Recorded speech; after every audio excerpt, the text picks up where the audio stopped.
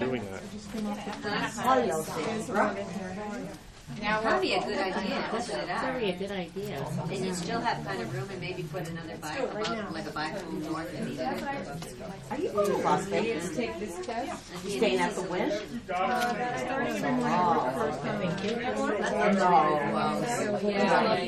expensive. And if I Okay, the speaker today had asked me to read an introduction for him, so he handed me this piece of paper and asked me to read it, so I'm just going to read this. I'd like to tell you about a gentleman who has achieved great results in the real estate industry. He has the following accreditations: ABR, GRI, CRS, but complains he had no MONEY his first year in real estate. Any of you relate to that? Right? Yeah, sure. In 1991, John started his career in real estate. A short time later, he was Rookie of the Year in his office. In 1992, John won a gold medal in the Massachusetts Taekwondo State Championship, which qualified him to compete nationally, where he had an opportunity to try out for the United States Olympic team.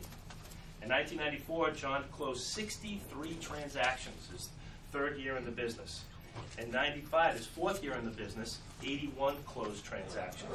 Fifth year in the business, 90 closed transactions in the first 9 months of that year. The last 3 months of that year, he became a manager and had an average of 7% fee for service on each of his listings.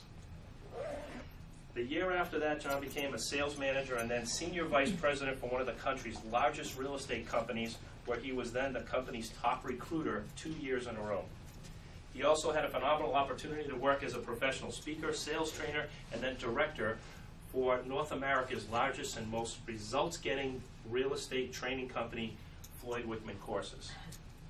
John is currently a regional manager in Western Massachusetts and continues his passion in helping others achieve success in real estate. Let's give John a hand. I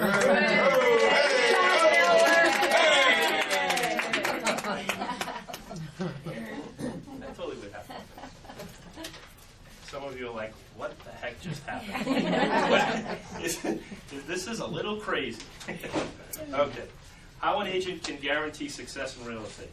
I'm going to go through the 5 questions right off. Number 1, on Monday morning, if you want to guarantee success in real estate, you should first focus on A, floor time, B, bringing in a saleable listing, or C, waiting for buyers to call. B. Which one? B. B. Which one would you like it to be? see. C, right. Thank you for those who are being honest, right? That's great.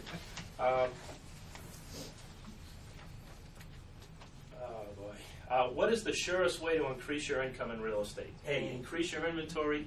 B, charge more commissions. Or C, increase the number of hours you work in real estate. All of the above. Okay, but that's not an option. C. That is the answer, but it's not an option. B. Yeah, given a choice between the 3, A is definitely the answer. Increase your inventory. You got it. Number 3, what is the surest way to control your time in real estate? Now, pay attention to the question. What is the surest way to control your time in real estate? Is it A, work with buyers? Go ahead, laugh. Right. B, control your listing inventory. Or C, keep your schedule full. B. B. The answer is B, correct. What is the quickest and easiest way to get listing appointments? Mail-outs, door knocking, or telephone prospecting? C. That's what. Depends on the do not call list. Yeah, though. you can't. How many people are on it? Yeah. don't like Given a choice between all 3, which is the quickest, Easiest way? B. No, it would be C, because door knocking takes more C. time to get more contacts. In other words, C. for you to get in touch with people, like to be face to face would be a contact. It's quicker and easier to get them on the phone than it is in person. Right, once they're not home.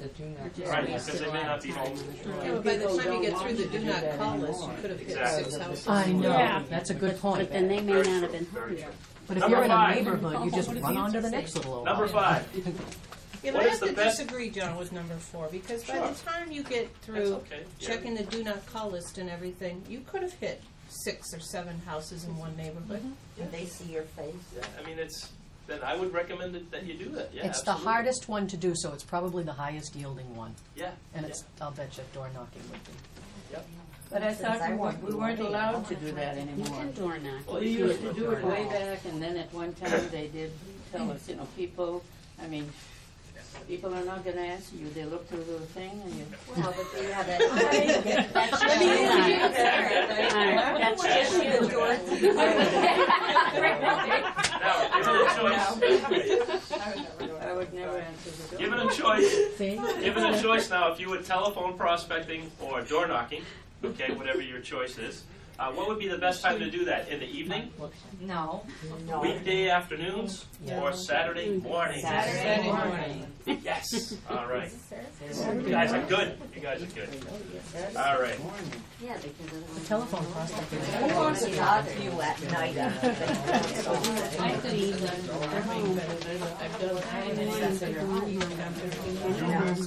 But if it's your sphere, you don't have to worry about No, it. but I mean, I actually tried. Okay. like when they call me. All right. Okay. All right. All right. No, really. No, really. I'm gonna talk. Okay, ready to go.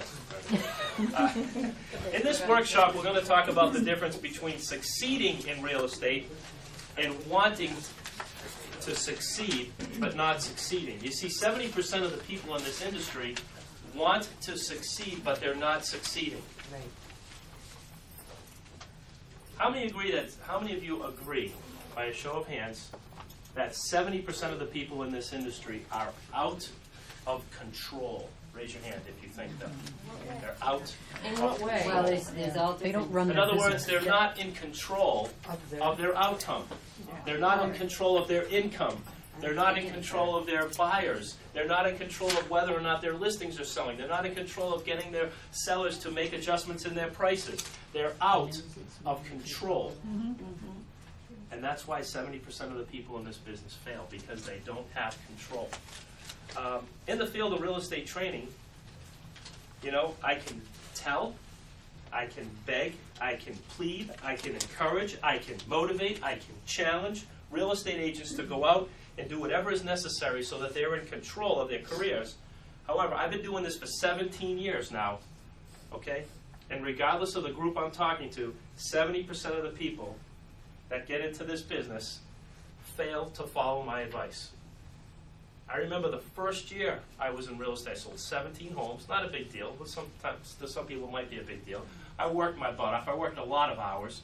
If you figured out the number of hours I worked compared to the amount of sales, it wasn't all that impressive. You know what I mean? 17 houses, that's great, but what you don't know is I work 80 hours a week to do that, okay?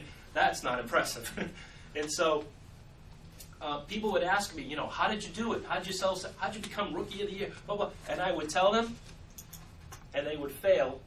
70% of the people I talked to, was probably a higher number than that, failed to do any of the things that I recommended to do.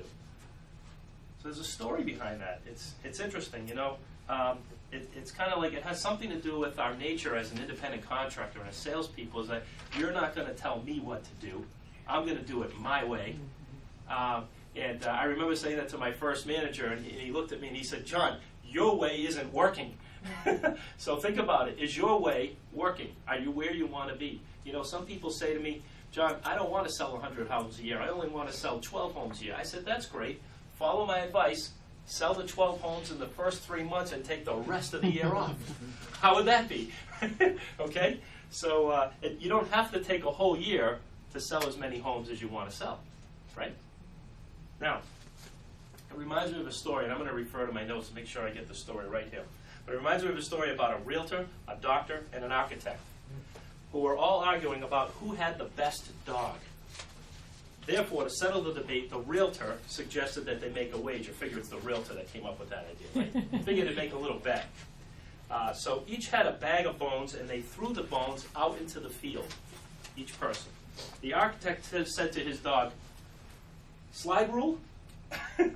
Go get him." And that dog tore out into the field. A bunch of dust and bones are flying up in the air, and when all the dust settled, all you could see is this beautifully constructed bridge the dog had put together. At this point, the realtor is really sweating it. And then the doctor, it's his turn, and he picks up his bag of bones. He throws them out into the field, and he says to his dog, "Scalpel, go get him." And that dog tore out into the field, dust flying, bones flying all over the place. When the dust had settled, you could see the most perfectly human skeleton the dog had put together. And the realtor said, "Wow, this is going to be a tough one." So the realtor said to his dog, he said, "Okay, salesperson, go get him." And the realtor's dog tore out into the field.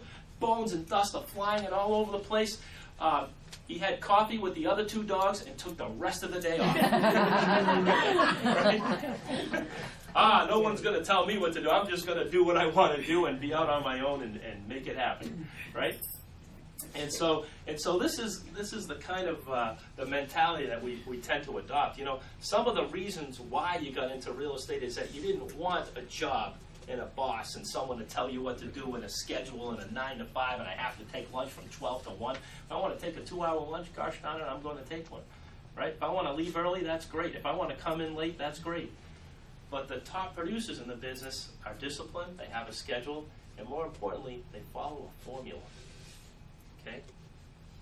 And that's the issue, really, is that a lot of people, number one, don't know about the formula, and number two, if they do find out about it, they may not follow it. So, now, how many of you came into the real estate business with an optimistic expectation? Raise your hands. Oh, I did.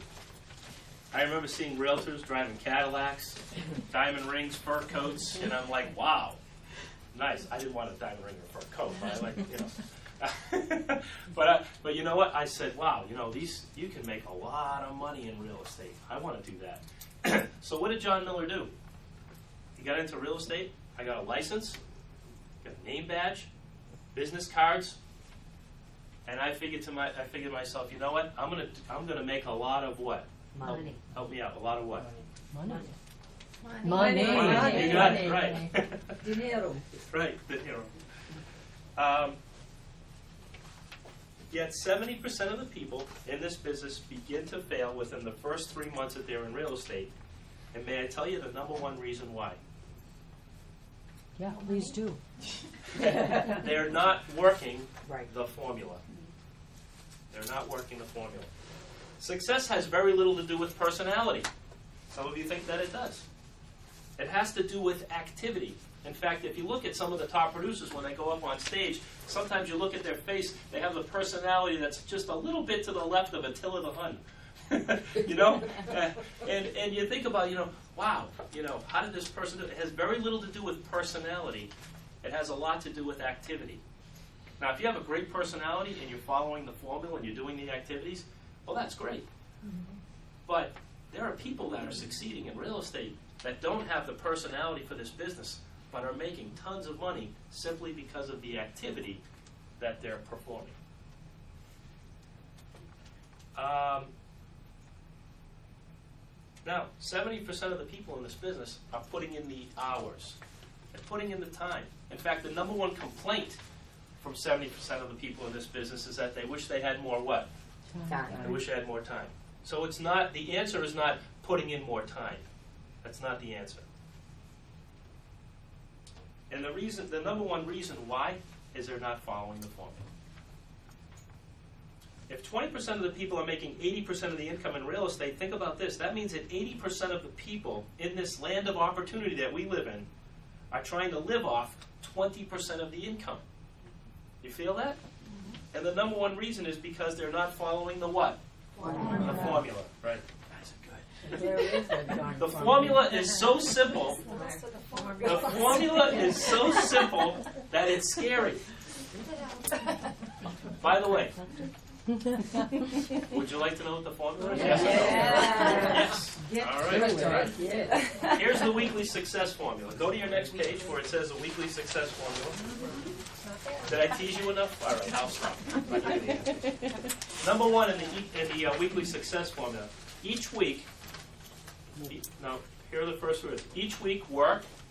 We could stop right there. And that'd be great. Each week, work. All right, great.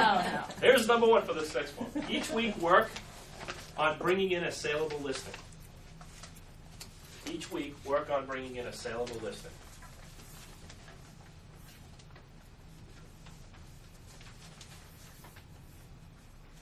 Number 2, separate the lookers from the buyers. Yes. Can we back up a second? Sure. Can you qualify what you mean by saleable? What is that term? I'm going to get into that. Yes. Yeah. Thank you very much, Phil. Yeah. I'm gonna go back and cover each of these in detail, but I want to give you the formula because I don't want you to be so anxious and be wondering what the formula is for any longer than you already have. Number 2, separate lookers from buyers. Did I already give that one to you? Yeah. Okay. Number 3, sell in-house inventory. Number 3, sell in-house inventory. If you follow the formula, you can have more closings in less time and make more money per what? Per hour in real estate. Now, hard work is not the secret in this business. Go to the next page, please.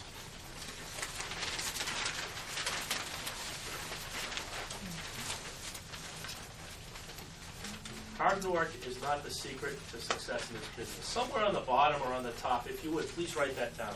Hard work is not the secret of success in this business. I'm only going to ask you to write things down that are really important. Because there's something about writing on a piece of paper when it goes from the pen up your fingers, into your wrist, through your forearm, into your elbow, up your upper arm, into your shoulder, around to your neck, through your ear, and right into your brain. Okay? So that's what happens. Hard work is not the secret of success in this business. Let's take each part of the formula one part at a time. Number 1, each work on bringing in saleable listings. Okay?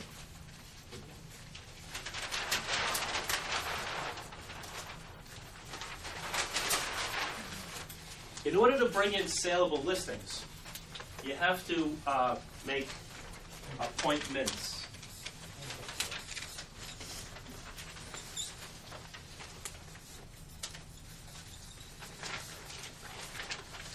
You have to make appointments. Hear the emphasis in that. What am I emphasizing? The S in appointments. Everyone say that with me. You ready? Say appointments. Very good. In order to get appointments, you need to go on listings. You need to talk about listings. In order to get appointments, you have to make calls.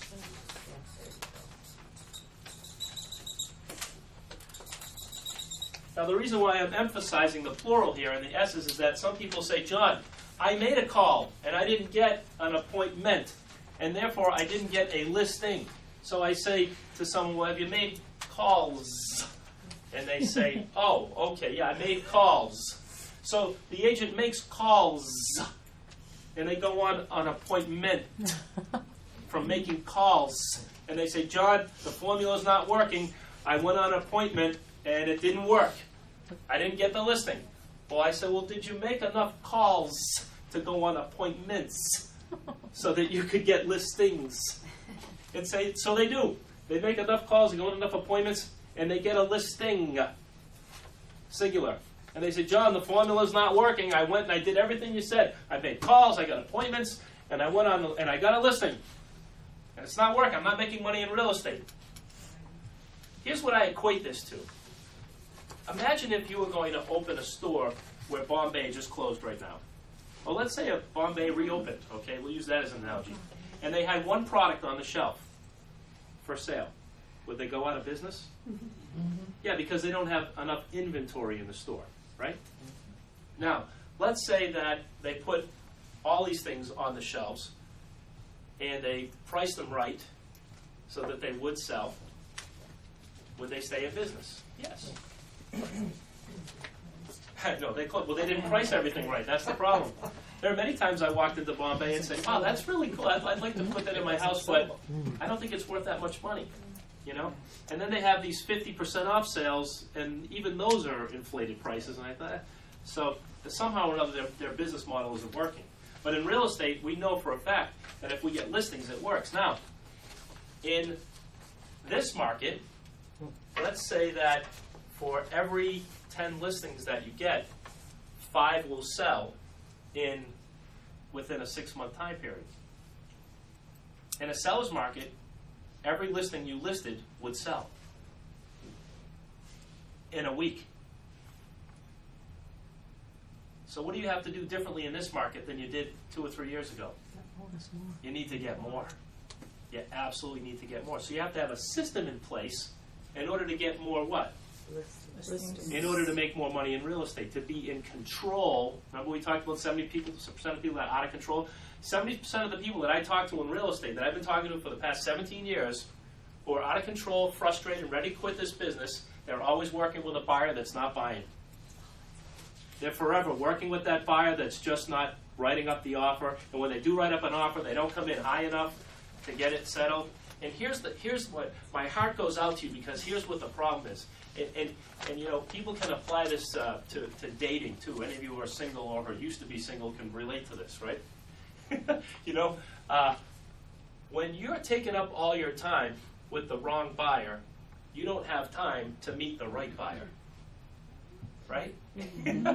So by virtue of you spending all day Saturday and Sunday working with the wrong buyer, carting them around, guess what? The real buyer that would love you and like you and trust you and that wants to work with you went to an open house last Sunday, and you weren't at the open house. Some other realtor was at the open house. You were out showing your buyer around for the 6th week in a row. You follow me? And so you're better off saying no to the leads that aren't really hot and doing nothing, or doing some more prospecting, or doing an open house, or doing anything that falls on these 16 items right here, doing something like this, than taking that buyer out who isn't going to buy today. Did you bring your checkbook with you? No, go get it. We're buying a house today. The way I work with buyers is I say, hey, come on into the office. Here are a list of homes that meet your criteria. We're going to get in my car and you're going to pick one. If they object at any point to anything I'm saying, I don't work with them. You're going to get pre-approved financially. How soon do you need to buy a home? I don't need to buy a home. Well, do you really want to buy a house? Well, yeah, I really want to buy a house. Okay, good. Just checking. We're going to go out, and I'm going to show you the 5 homes that meet your criteria the best, and we're going to pick the one you like the best. We're going to come back to the office and write up an offer on that property. Any questions? And guess what? The motivated buyers say, no, let's go. And guess what? Those are the people that I would put in my car. Okay? I'm going to talk a little bit more about that in a minute. So, what is the major secret of success in real estate? Well, here it is. I'll give it to you. Go into the office at 8:30 every Saturday morning and make calls until you get 5 appointments. Go into your office every Saturday morning and make calls until you get 5 appointments, 5 listing appointments. Some of you can knock that out in short time. My fiance does this. She's a real estate agent in Shrewsbury, Massachusetts. It is a GMAC office. And 2 or 3 months into the business, I always have to say that, you know. And 2 or 3 months into the business, she had, by 3.5 months into the business, she had 13 listings, 2 under agreement, and 1 offer that was being negotiated. And that offer was accepted, and now 2 of them have closed. And now she has another 1 under agreement.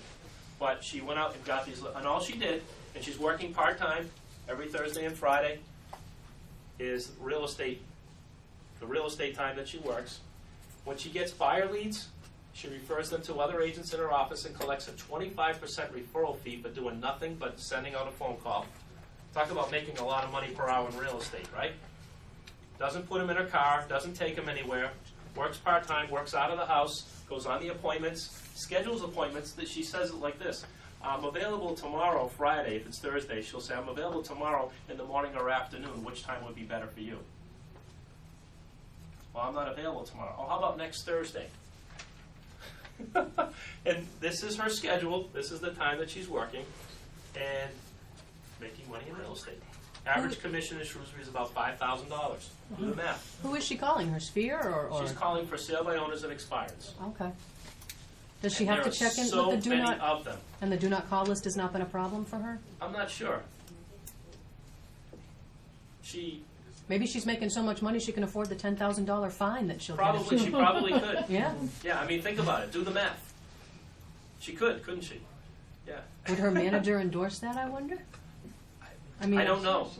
I don't know. I got to ask because I want to follow the formula. Sure, absolutely. You know? The form is to make the calls. Now, follow this, okay? The do not call list, right? I don't know how her office handles the do not call list. I don't know what they do for that, okay? All I know is that she's making calls. So, you know what? If you have to get on the do not call list and find out the numbers that you can call, then get more of those. I mean, you have to put more people through the do not call list to get more people that you can call. I'm going to tell you right now, the do not call list was the most phenomenal thing that has happened to real estate agents in years.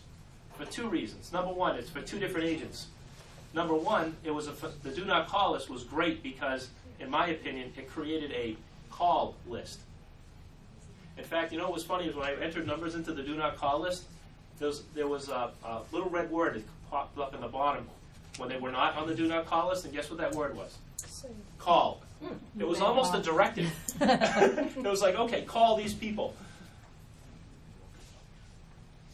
The second type of agent that the do not call list empathized with and really helped on a lot of agents is that gave them a great excuse not to get on the phone.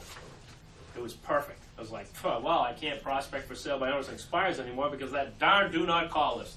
Darn that do not call list. Now I can't call anybody anymore. Well, those people weren't calling anyone to begin with anyway. This was just a great excuse. Some of you are comfortable with some of the things I say, and that's okay. You know, if you left here thinking the same things that you did when you came in, I wouldn't be doing my job, right? My job is to try to expand your mind a little bit and think a little differently and make you a little bit uncomfortable because that's how you grow. That's how muscles grow. You make them uncomfortable. If you're lifting a weight and you make your muscles sore, how many people have ever worked out before? Raise your hand. I can't raise my hand. Well, but sometimes when I've worked out involuntarily, you know, I've had, you know, my muscles were sore, and I say, geez, you know, this is so, your muscles are expanding, they're growing. It's the same thing with your mind. It's uncomfortable. Some of the things I'm going to say are uncomfortable. I'm not apologizing for it. In fact, you should be thanking me for it. Maybe you will later on in your career, who knows, once you get over this pain. But then you go through and you say, listen, the do not call list is a great excuse for me not to call anymore. And so agents don't call. Truly, honest to goodness, if I were a real estate agent in this business right now, and I had a list of expired listings, and this is not an original idea. I heard this at the convention last year at Experience 2007 from one of the trainers that was there. And what he did is he had these plastic corrugated signs, you know, the corrugated plastic signs, and he had them printed at a sign shop that made it look like his company's for sale sign, but it wasn't his company's for sale. It just looked like it. It was, you know, the cheap corrugated that cost maybe $10 a piece. And he took one of those you know, those stickers that they have that say sold on them, and he put it across the corrugated sign. And he'd go out and he'd have 10 a day at $10 a piece, $100 a day. He'd put them in his car, and he'd drop them off to expired listing appointments, and he'd put it in between their storm door and their door. He'd position it right up to their back door, the door that they walk into. And on there was a little note that said, this could be the sign in your front lawn if you had hired me. Call me. I have some ideas as to why your home hasn't sold. Dealing with the do not call list, some of you are totally not impressed with that, but I mean, it's doing what? Something, yeah. Doing something, right? It's doing something. What if you just stop by the house and just put that letter in their door? You know, I was sharing with Bill the other day what I used to do is used to take a yellow sticky note, and I would take my business card underneath half of the yellow sticky note, and I'd stick it to the door so when they came home they'd see the yellow sticky note and my business card stuck under the sticky note. And on the sticky note, if it were an expired listing, I would just simply write, hello, sorry I missed you. I have some ideas as to why your home hasn't sold. Please call me, John. It was better than, you know, and those are for people that had unlisted phone numbers. I would do that for. In today's day and world, I would do that on people who were on the do not call list. I would even write, I would have loved to have called you, but you're on the do not call list. You know, please call me. I have some ideas as to why your home hasn't sold. Expires. So what do you tell them then when they call back and they say, hey, so what are your ideas? And here's what I say. This is very important. Please hear this, feel it, write it down. Here's the dialogue. I don't know. I haven't seen your house yet. So what does that get me? Appointment. It gets me an appointment. Yeah. Right? Only one. You never know. They may say, well, you said you had ideas. I do. I have ideas, but I haven't seen your house yet. I have lots of ideas, but I need to see your home first in order to tell you which of all of my ideas are going to apply to your home. Some people will say this to you. And by the way, no one ever says that. No one ever said that to me. You know, what are your ideas? No one ever said it. You know, 90% of what you worry about the most will never happen. That's part of what I have to do to convince all of you to take action on some of these steps, is that your worries will never happen. Rejection. But sometimes they say this to me. What's your first name? Oh, rejection. Marianne. Marianne calls me up and she says, John, what's your commission? Go ahead, ask me. What's your commission? I don't know. I haven't seen your house yet. I mean, if it's a real dump, I might have to charge you 10%.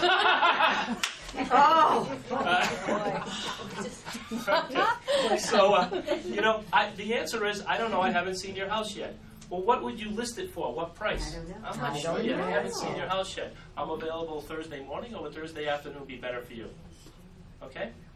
So that's how you get the appointment. Too many people are failing in this business because they're trying to get price adjustments and listings and offers over the what? Over the phone. It doesn't work. Part of the formula, another rule of thumb, is you've got to get face-to-face with these people. Some people would argue the only time you're making money, the only money-making activity you're truly making in real estate, the only thing that leads to you getting a commission check is you being face-to-face with another live human being that's ready, willing, and able to make a purchase or a sale. Okay? So focus on those activities. In fact, if I took your day timer, if I took your appointment book and I looked through it, and I looked at how many appointments and what types of appointments you have set out for the next 2 weeks to the month, I could determine your income by the end of this year. Some people think that's magic. But it's not. Your appointments will determine your income. And some of you have appointments to show houses, right? Some of you who are really making it in real estate don't put that in your appointment book. You put in your appointment book, sell houses. I'm going to, when someone's leaving the office, Marianne, next time you're in your office and somebody's leaving, you say, hey, where are you going? And they say, I'm going to show some houses. Say, oh, that's too bad. I feel bad for you. I'm sorry. Because when I leave this office, I'm going to go out and sell a house. Ooh, wow. This is a different paradigm shift, right? But adopt that mentality, and you will, you get what you expect in life and in real estate. It's very interesting. Now, so what's the secret of success in selling in real estate? I just gave it to you. Calls, appointments, listings. Getting face to face with. Yes. And what's the yeah, all that is correct, absolutely very true. And then there's I called it the secret. It's one of the secrets. What do? You go into, read your notes. You wrote it down. Oh. Go into The trance. yes, right. Hypnotic state of mind, right? Who has it? I'm doing your hard work. What was your question again? I asked you to write it down somewhere on your paper, Seen your home yet? and I said, Oh, hard work is not the secret of success. no, that's what not the secret of success. But what is the secret to success? in real estate? Activity. Make I've appointments. seen some of you write it down. Activities. I don't Bring know, in I saleable haven't seen your home yet. Selling houses. Go to the office. Yeah. Oh. What's your Saturday name? morning. What's your name? Suzanne. Suzanne, please read that out loud so that we can hear you. Go in the office on Saturday morning and make calls.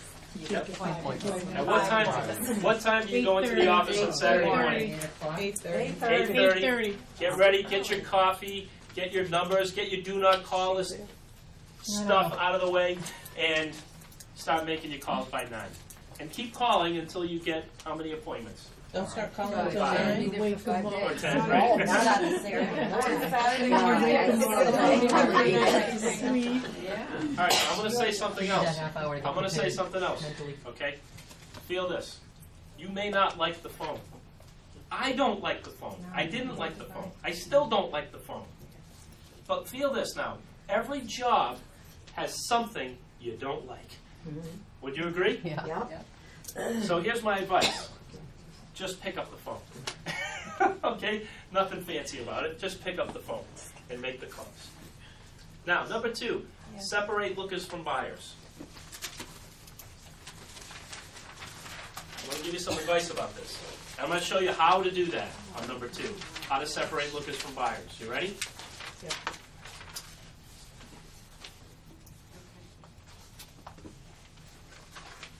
Only work with the buyers that will come into your office. That's fine. I can hear the exasperation in your voice. Oh God. And I know what you're thinking. You have to have a lot of internal confidence to do this because you might lose some, right? Is that what some of you are thinking? Well, if I only work with people that will come into my office, I might lose some buyers. In fact, feel this. You may lose as many as you're losing now, only my way, you'll lose them quicker. Okay? Think about it. Because you're afraid if I only work with the buyers that will come into my office and don't work with the ones that aren't, then I'm going to lose some. And what I'm saying is that you'll lose as many as you're losing now, only this way you'll lose them quicker. Some people say this to me. They say, but John, I'm going to lose buyers. They're not going to, how am I going to get them to come into the office? And they're just whining and whining about it. And I would caution you on sticking to the formula. Stick with the formula. Yes, you had a question. What if you know this person and they're looking in a different area than when your office is? I haven't worked with anybody who's in the area of my office. Me too. So Sure. That's right. for them to make the trip all the way down there, for us to go out and Go to a different office. Turn around and Meet them at a different office. All right. Now hold on to that thought. we know that. I just wanted to make Not sure as easy we're for them if they kind of have a sense of All right. How many of you would like me to answer that question? what was it?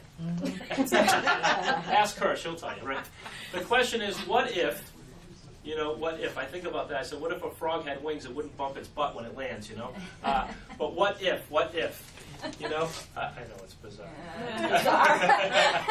Now, what if,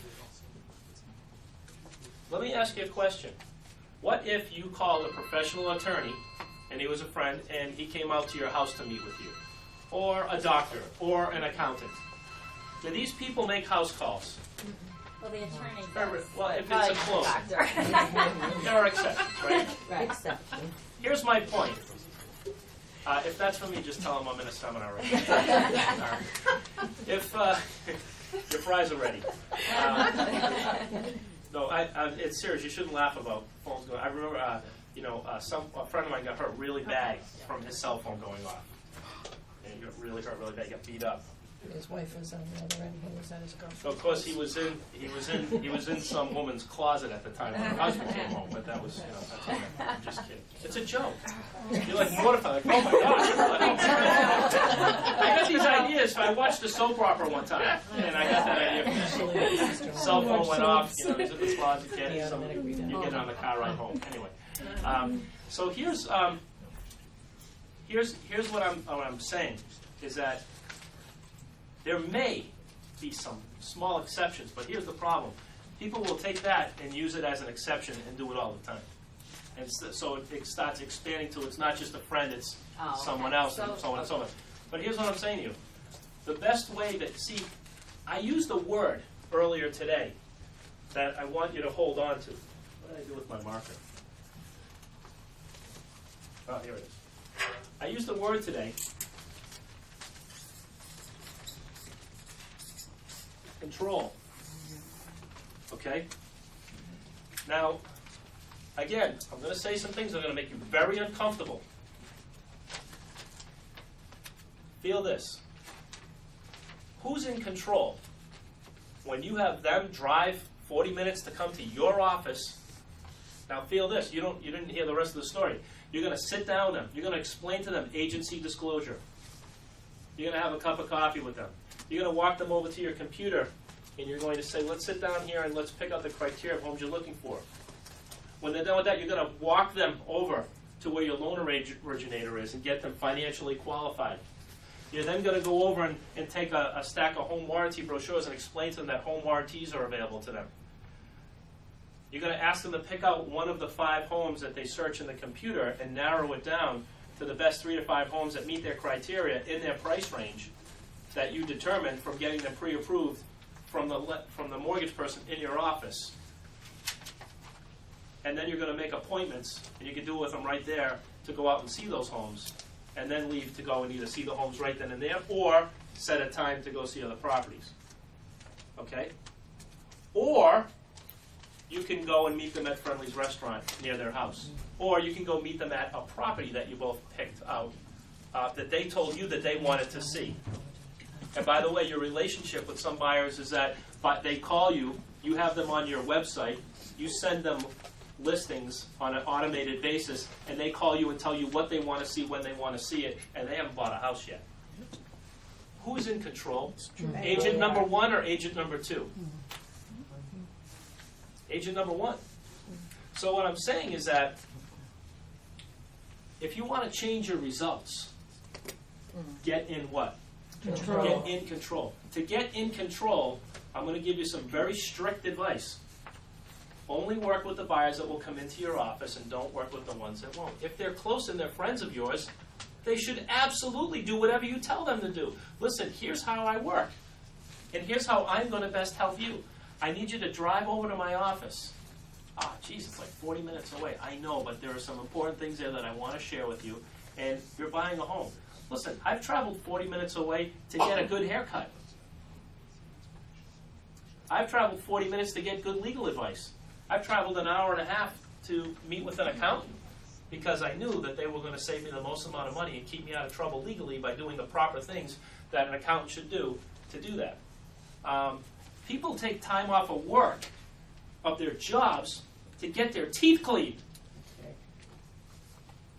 And you're offering them to purchase the largest investment of their life, the most important decision that they can make in their life, and we're driving out to their house or driving them to meet at another house. Where is that going to go? It's going to go where you're not in control. Again, there's a huge difference between the activities that top producers do and the activities that the average agent is producing. If you want to achieve above average results, what I mean by that is selling more homes in less time, follow the formula. Yes? So if they're not a friend and they say, forget it. If you can't just show me the house, I don't want to see it. You say, okay, thank you very much. Goodbye. Well, is that what you would say? Yeah. no, I would use a different dialogue than that. I wouldn't use those words. Here's what I might say. Let's, if you don't mind, let's role play. Okay? You be the buyer. I'm going to give you the easy part. I'll have the tough part. Okay? All right. You be the buyer. I'm going to be the agent. Okay. I'm in my office. Phone rings. Okay. Ring, ring. Hello. Hello. House in GMAC. How may I help you?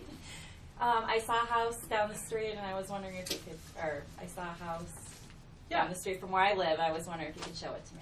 Absolutely. And by the way, I'm going to go through this dialogue.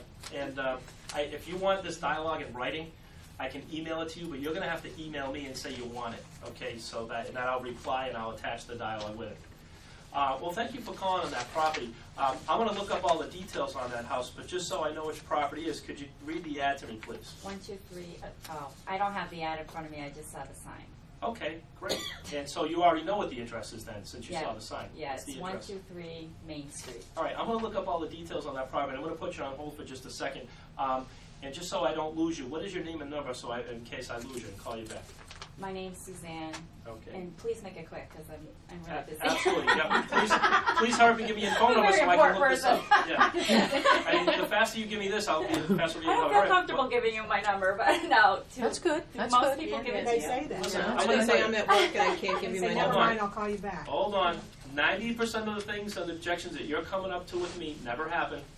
Yes, Oh yes, no, yes. it does happen. It Yeah. happens all the Yeah. time on But the listen, phone. I you get didn't. people all No, the time. time out. Listen, I know what I'm talking about. It happens, but you're not using the exact dialogue that I'm using. Okay. Because here's the reason why you're not getting the name and number. You're not putting them on hold. That's the part you missed. I always do Yeah, but in Training 101, they said never put them on hold because then they get tired of waiting and they leave and go to the next real estate office down the road. They may do that. Okay? And guess what? You're afraid to put them on hold because you're afraid you're gonna what? I Lose them. always put them on hold. What did I say earlier about losing them? Better Better lose them fast enough. What people do you want to work with? Now follow this. You are in the only profession where you can. So a light bulb went on for a lot of you when I said that, right? What happened is there are a lot of people in this.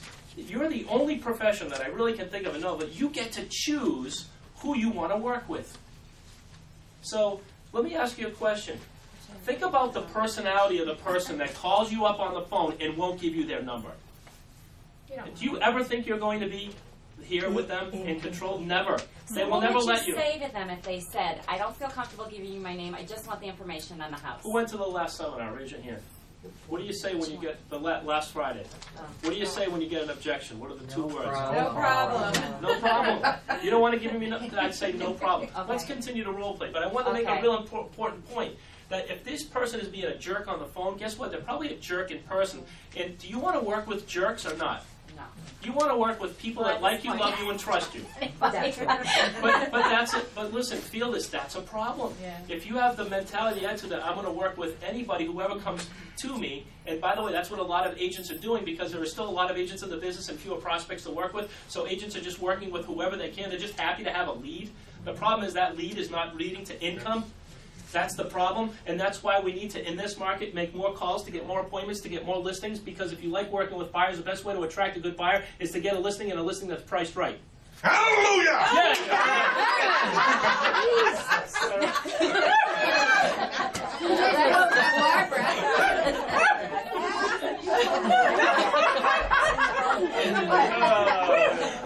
He scared me too. That's good, Bill. I like that. Yeah. Okay. So you know what? Like, and they say, training 101 and all these things you've been taught. Listen, if I don't share with you some new information today, you might not come back. If I don't share with you some new information today and teach you what to do in this market, listen, I sold 90 homes a year. I know a few things. And what I'm telling you is tried and proven, history-proven, psychologically sound techniques that work. Okay? So what I'm asking you to do, I probably should have said this in the beginning. The only way you're really going to get a benefit from anything I tell you is to first have an open mind. You have to have an open mind first in order for any of these things to work. And change the way you've been doing things, because think about the way you've been doing things before, and are you getting all the results you want? I know a lot of you are doing a lot of the right things and a lot of good things, and a lot of you are making a lot of good money, but if you want to make more, you need to change what you're doing. Here's the deal. If you're performing certain activities and you're selling 20 homes a year, and you're in the top 5% of the agents in your company, well, how would you like to make that 40 transactions a year? You have to change what you're doing in order to change your results.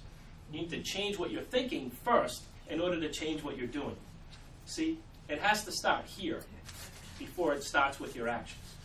So let's continue to role play. You say, I don't want to give you my number, right? At this point, I've already decided that this customer is probably not the type of customer that works well with me. I have cash.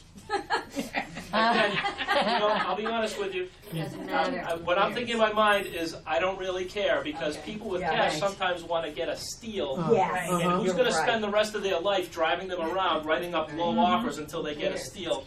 Again, you're probably not the best buyer that works well with me. Okay? See, this isn't about the biggest challenge that I have as a manager and as a sales trainer is to get you to think differently than the way you are. The technique it works. I already know that. I can share it with you till I'm blue in the face. My toughest job is to get you to believe that it works, so that you actually try it and implement it, and then you have some success with it, and then you keep doing it over and over again. And not everybody can do that. But I'm trying. I'm just trying to touch a few people. So the dialogue goes like this. You say, okay, so you've given me your name and the number, and what was your name that you used? Suzanne. Suzanne, right? Yeah. Okay. So Suzanne, and it's a fake name. She'd probably give me a fake number too. You might get that, right? 555. Right. 555. So Suzanne, hold on 1 second. I'm going to get the information on the property. I put her on hold, and the only reason why I put her on hold to begin with is to get a name and number for her. Because when I ask for a name and number and they give it to me, who's more in control of the conversation? Starting right out from the starting gate, you have to start it out. How many of you ever trained a dog? How many of you ever trained a child? You have to, in order for you to be effective in doing any one of those things, you have to let that other person or animal know that you are in what? Control. If you're not in control, then you're out of control, and you're not going to. That relationship is not going to lead to you making a commission. Okay? So I come back on the phone and I say, "Hello, Suzanne. I have all the information here on the property. Tell me what it is that you'd like to know about the home." How much is it? Okay, the price on this is $289,900. Is that a price range that you'd be comfortable with? Absolutely. It would. Okay. What else would you like to know about the How many property? bedrooms, how many bathrooms, how many closets? Okay, now I'm going to back up a second because Suzanne actually was calling originally. She doesn't want this. She wants to just make an appointment to see the house, remember? Yeah. So I'd like you to just keep pressing me on that. Like, I gave you the price. Okay. Yes, it's in my price range, but John, what do you want to tell me? Can I see it this afternoon? Okay, well, let's do this. I'm assuming time is important to you, right, Suzanne? Very important. Right, and I knew you'd mentioned that you're in a hurry on the phone call like this. I'm going to share with you some information, and once I share this with you, you might not want to see this home at all. Oh, I want to see it. But when I tell you what I'm about to tell you, you may not want to see it. Okay. Can I tell you what it is? Yeah, quickly. Okay. Most people who call in on an ad never buy the home they call in. In fact, the National Association of Realtor Statistics tell me that 3% of people who actually call in an ad actually buy the home that they called in on, but they buy a similar property that's close to the one they bought in on. So if time is important to you, what I suggest we do in order for me to save you time, you get in your car, you drive over to the property, you wait for me to get there, we're both standing outside in the cold, and I'm fidgeting with the lockbox, trying to get it open and trying to get you into the property, and then you look at the property and you find out that it's not for you, and then I, in fact, have wasted your time. So in order to save you time, why don't we do this? I'm going to share with you some information on the property, more information on the property than you have by driving by and seeing that sign or seeing the ad, and let's determine if whether or not this is even a property you even want to look at. I want to look at it. Can you just show it to me this afternoon? Well, before I show it to you, because I don't want to waste your time, let's confirm that this property is for you. What else do you need to know about the home? How many bedrooms? See how I got back in control, right? I turned it around. She tried to get, good job. She tried to get control of me. I just flipped it back on her. Bedrooms, there are 3 bedrooms. What do you think of that? That's perfect. All right, what else do you need to know? Bathrooms. 1 bath. Okay. You don't sound happy about that. What else do you want to know about the property? I'm feeling I this. just want to see the property. Yeah, but what else do you want to know about it? Starbucks. I don't have time Right. to. No. That's it. I just want to see it. I've driven by it. I live right down the street. I've been waiting for this property to go on sale. I just want to see it. Okay. I mentioned 1 bath. I heard you say. That's okay. My husband's a carpenter. You're going to build another bath? Okay. Let me ask you this question. Would you prefer to buy a home that has 2 baths? No, I really just want to see this one. It's You the sure? only one I'm I want. positive. Have you been pre-approved by a lender? Yes. You have? Is it possible for you to send me a pre-approval letter? Because the sellers do ask that anyone who looks at the property be pre-approved. Can you send that to me? Can you Sure. fax it over to me right now? Sure. Okay, great. Right? Now, in that case, I might show the property. All right? But 99% of the time, that's not how the call goes. No, what if I did say, because I did get this situation, somebody had cash. Yeah. He said, I'm not taking a mortgage out, I have cash. Sure. Somebody had left him some money. Yes. So what if I said, no, I don't have a pre-approval letter, I have cash, I want to buy it outright? And they already know the property. They've seen it. Well, they've They know it. driven by it. They know they want that house. No. Bank. They want wanna to see see it. it. That you're They good wanna for see the it. funds. All right. You know, in some cases, you may just show the property. Okay. But I'm saying, listen, feel me when I'm saying this. I know what Everything you're I tell saying, you, and you can always come up with an exception. Right. But let's talk about the rule. 99% of the time, let's role play back to the information about the house. Okay. What else do you want to know about the property? How much land is there? 7,000 square feet of land. How do you feel about that? It's kind of small. Kind of small? Okay. Small enough to the point where you wouldn't want to see the property still? No, or I you- still want to see Okay. it. I really What else do you want to wanna know about see the house? That's it. Anything else? No. How about a basement? Is a basement important? Not really. No? I spent a lot of time in the basement. No? Okay. How about a garage or a fireplace? Oh, I need a garage. Need a garage. Doesn't have a garage. Yeah, but I've been calling her. Cars with the carpenter. Yeah, right, right. Oh, she thought that was part of the house and they No, but I've converted, I mean, seen the garage and they garage. made it into You're a thinking of the bedroom. picture You're behind thinking you. of the wrong Let me house. ask I you a drove question. by it. I know it has Right. a garage. And All like right. in the yard isn't that small because I've seen it. Okay. Again, I would probably show you the property, Okay. but you're not being the typical buyer with me right now. The Well, typical you know, buyer you'd be would. surprised. I'm thinking of calls that surprised. I've I've done this for I'm years. thinking of calls that I've gotten when I've Yes. done floor duty. Most Yes. people have seen the house, All right. they want to see it, they live down the street. You know, I've gotten all the All right. everything that I've said to you. I really have had parents examples lived in the of people. neighborhood. I Time mean, out. yeah, Time out. Let me get back in control of the seminar. Here's how it works. If they say to you, yes, okay, you've got cash, your husband's a carpenter, you know the house, you like it, you love it, you know the neighborhood, you definitely want to move in. By the way, 99% of the buyers don't call and say those things. But if they did, if they had that exception, say, no problem. All I need you to do is come into my office. We have to go over some paperwork. I'll give you some more information on the property, and we'll head out to the property from here. Okay. That's and what if they then it was said no, about. you would say no problem and show it to them as the last No. resort, or you would No. say no, you have to. No. Listen, What would hold you on. say? I'm a very busy agent. I sell 40 homes a year. I don't have time to work with people who aren't going to do it my way. But what would you say to them? If I you would said, simply say, need well, you to this come is how down I work. I need you to come into my office. Anytime I've ever done that, no one has ever said no to me. Ever. Really? Ever, ever, ever. John, Again, wouldn't you at that Yes. point I know, possibly say, okay, you know, I don't know in Chicopee, but in Wilbraham, I'm learning we have someone sitting behind us and just say, okay, hey, you want 20%? You want to pay Yeah, me you 20% could refer to and an pass it over to arrangement. somebody. Listen, when I'm If you sharing wanna with feel you, in when control. I'm sharing with you a top producer habits, Okay. this is not average agent stuff that I'm sharing with you. You didn't come here to be average. You didn't come to this session to learn how to be average. You came here to be above average and learn how to do things more. Here's what typically happens. I'll say, she'll say, does it have a basement? I'll say, no, it's a slab. And then the buyer will say, what? Oh, Oh, not yeah, a slab. not good. And then I would say this, aren't you glad I didn't take you over and show you the house? And what would they say? yeah. Yes, I'm glad. Now, Let me do this for you. Let me do this. To save you time, because time is important, here's what I'm going to do for you. All I need you to do is stop by my office. We'll sit down together. We'll have a cup of coffee. We'll look on our computer system that we have right here in the office, and I'll narrow down for you all the homes that really meet your needs. And instead of going out and looking at one property with this realtor, and one property with that realtor, and calling on this ad and calling all that ad, because all the ads that you're looking for on the paper are all in my computer. All of them. We'll go in, we'll enter the criteria, we'll come up with a list of 3 or 4 properties, and you can do anything you want with that list. You can take it home with you. We can set up appointments to go look at those properties, and I can also give you some good advice on how to properly buy a home in this market. Would you be available either Friday, or would Saturday morning be better for you? That's how it would normally go. And guess what? Some buyers will say what? Yes or no? Some buyers will say, yeah, I'll meet you there. Some buyers will say, yeah, you know what, I just want to see the property. And I would say, no problem. Susie, average agent, would you like to show a property today? Well, that's what you would do. You And would I'd ask say, her for a 25% referral fee if she got lucky.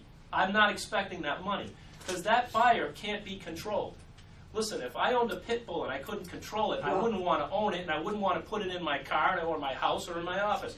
I wouldn't want that pet. You follow me? I don't want that buyer. That buyer is out of control. Okay.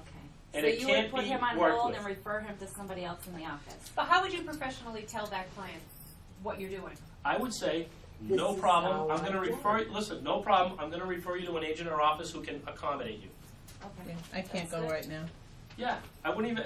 I'm gonna refer you to someone who they don't even know who I am. They don't know my name. They don't know anything about me, Okay. And more importantly, I don't really care because I'm I'm going. to you. I'll feel this. The reason why some of you care too much about this is that you're not going into the office every morning at 8:30 and making calls to make appointments to get listings.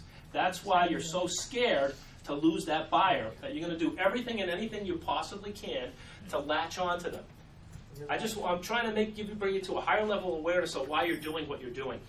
And once you recognize that it's the fear of loss that motivates people 10 times greater than the reward of gain. So what you're doing is normal, it's natural. You know, listen, there are a lot of intelligent, you all got your real estate license, so I know you're smart, but it's the fear of loss, it's the emotion that's working on you that's causing you to do things that are ineffective in this market that will not make you any money. And that is why, even though people have the talent, the skill, the ability to be great salespeople, they have the knowledge, they know everything there is to know about real estate, rules, laws, and practices, how to fill out all the forms, and they're not making money in real estate because they're not in control and they're refusing to do the action items that will get them in control of real estate. You follow me? Okay, now, What about something where you were working, was it an area that was just a certain area, and then that would be comfortable? If we only had, let's say, Long Meadow, I mean, that would be easy, they'd all come to the office. But now Yes. we're getting calls from Amherst and yes, South Hadley and all that, Chicopee. and they don't, and where they're gonna go and see is halfway or in their area. They don't want to come Yeah. here for us to go back there, right. like what she said, and Right. it's true, it happens. And you could say to them, listen, we have an office in Chicopee, I'll meet you there. Or we have an office in Wilbraham, I'll meet you there. Or you could say to them, But in I'll- Agawam, no, we won't No. have no No. office there. right. So, again, if you want to see the property, we're actually working on putting a boutique office in there, so you will be able to meet with them very soon, probably in a month. As soon as I find a space, we'll have a place where you can actually go and meet them there.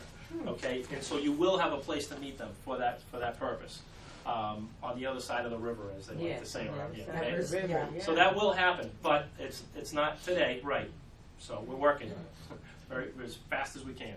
So now we have, again, you know what? Who's You have to make a choice as an agent. I've given you the information, and you now that you have it, it's up to you to do with it what you want.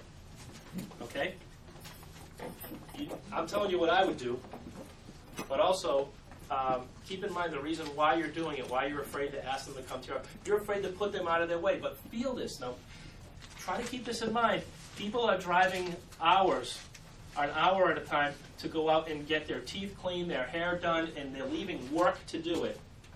But when it comes to buying the biggest investment of their life, they're not doing those things. And do you know why they're not going to real estate agents' offices? And do you know why they're not leaving work to go look at the biggest investment of their life? We're not. But they'll do it for their hair because agents will absolutely agree to be abused. That's why. Yes, you're right. You're right. That's So, why. I mean, the Because premier we let them service- do it. Yeah. Premier service, Premier won't you service, go if above you- and beyond what other agents would do for But these it doesn't people? say to run around and waste your Well, time. Right. Now, this is a That's great the point. bottom line. Suzanne brings up a great point. So, you talk about Premier Service, and that's another. Look, I'm gonna and thank you so much for bringing it up because I know other people are thinking that. And absolutely, and I really appreciate it. And those of you who are watching this DVD are thinking this as well. And here's the reality of it: is that for me to give a buyer great service, I need to be in control. It's not in their best interest for me to go out and randomly show them a home that they think they want to buy. What's in their best interest is for me to sit them in my office, explain buyer agency to them.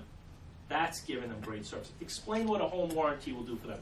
Sit them in front of the computer and save their time by showing them three or four homes that meet their needs rather than wasting their time going out and showing them homes that don't meet their needs. That's giving premier service. So what you have to do is change your mindset, change your mind about what is good service.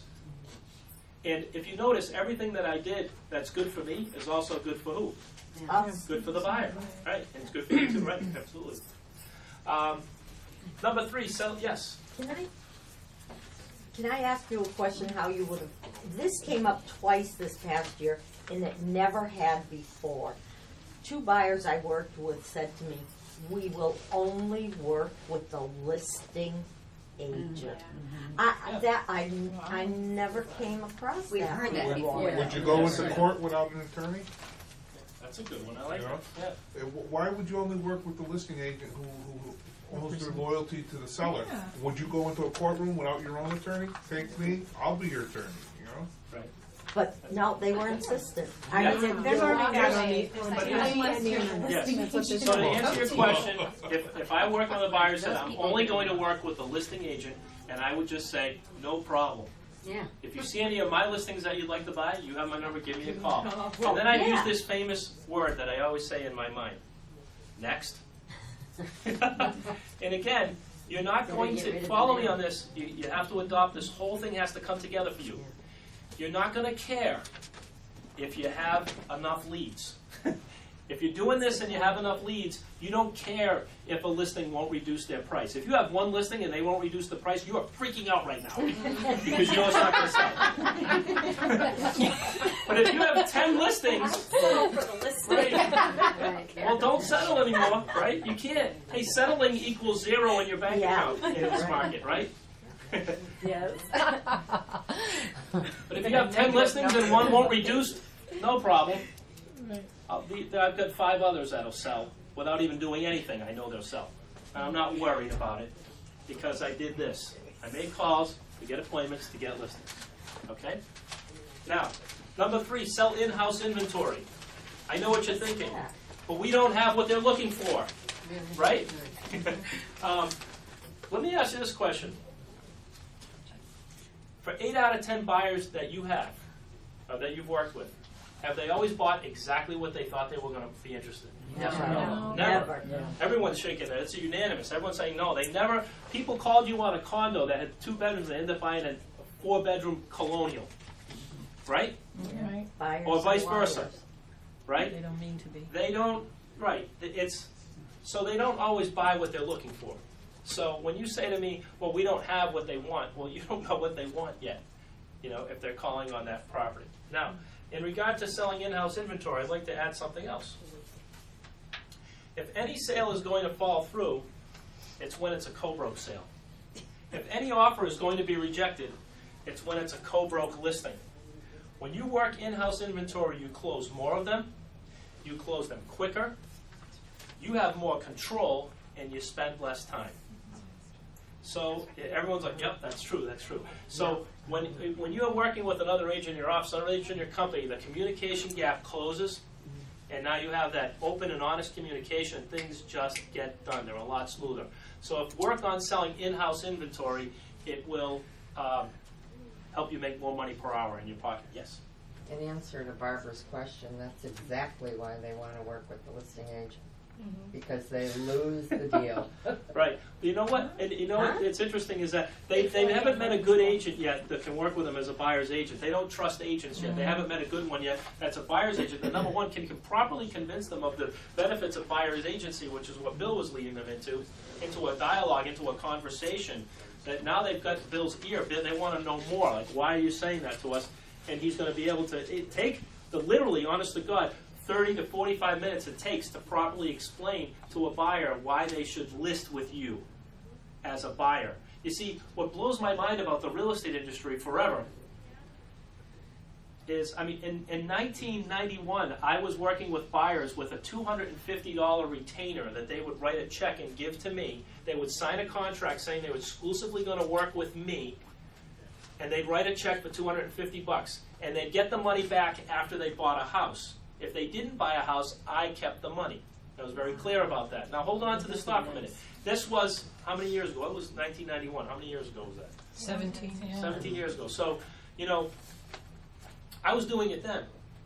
Now, why would a buyer do that, you're thinking? And a lot of them did it. You know why? Because of this fact. I learned very early on in my career in real estate, because I didn't know any better. Who here is new in the business? Raise your hand. You have a huge advantage. You know why? Because you don't know any better. You don't have any bad habits or any things that you've adopted mentally. Here's what I learned.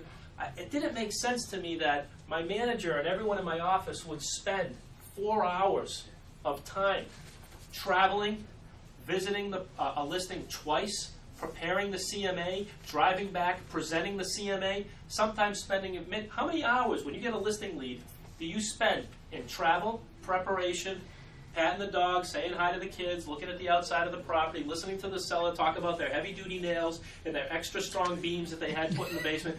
How many hours does it add up? 16 to 20 hours. 16 to 20 hours? What are some other people? How many hours do you spend? Maybe 6 hours? 4 hours at the very least, right? Yeah. But yet, and you'll do all that because maybe you'll get the listing. Maybe you'll get it priced right. And maybe after you get the listing and you price it, maybe it will sell in this buyer's market. But yet when we meet a buyer, we don't want to spend any time with them. We're going to rush right off and show them the house that they called in on.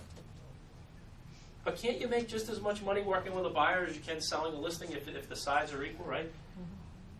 So what was confusing to me is why aren't agents taking the time to list the buyer? Because I figured out very early on is that if it's a 2.5% or 3% co-broke, if a buyer buys a house and if I list a property and someone else sells it, which there was probably a 95% chance that will happen, I'll make the same amount of what? Money. Money. And so I only worked with the buyers that would cut the check. And here's the deal. Because I took the time, energy, and effort, the 45 minutes to an hour, explaining to them what agency was and what a buyer agent was and all the benefits to them, they finally met a good agent who was telling them the truth about agency. They met an agent who cared enough to spend the time to educate them.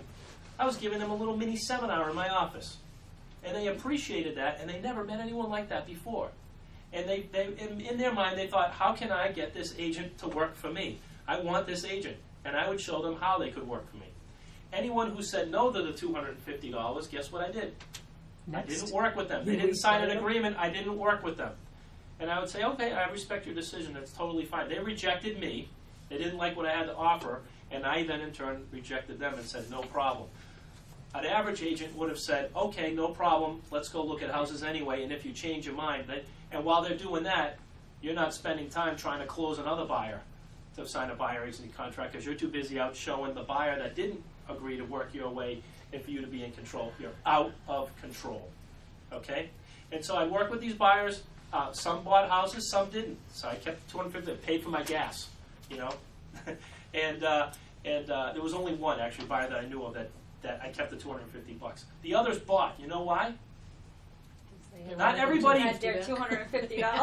Well, you know, it's the fear of loss. Here's the thing. You know what? They were serious about buying a home. That's the bottom line, gang. And here's what I did. The system that I put in place by coming to my office, it helped me very, very quickly to determine who was serious about buying and who wasn't. That's all. And it would have eliminated Barbara's problem with the listing agent only. They would Yep. have, if you come into Possibly. our office, they would have said, well, But they might not even come into the office, and that's okay too. Next. Right? Next. That's good. Do that. Okay, I'm going to ask you to make some side notes on this. This business in real estate is not easy, but it is simple. Okay? What I've shared with you today, I think you'll all agree, it's not easy what I shared with you. To do what it is that I told you to do is not easy, but would you agree that it's simple, yes or no? Yes. Yes. Okay? Write this down if you would, please. This is the important part. I really need you to write this down and, I don't know, go back home and read it like 500 times. A certain activity causes a certain result. A certain activity creates a certain result. Think about the activities that you're doing now and look at the results you're getting. Are you happy with that? If you're not, you need to change your activity. A certain activity causes a certain result. And I've given you some different activities that you can focus on. Next thing I want you to write down, very, very important. My inventory will determine my income level. My inventory will determine my income level.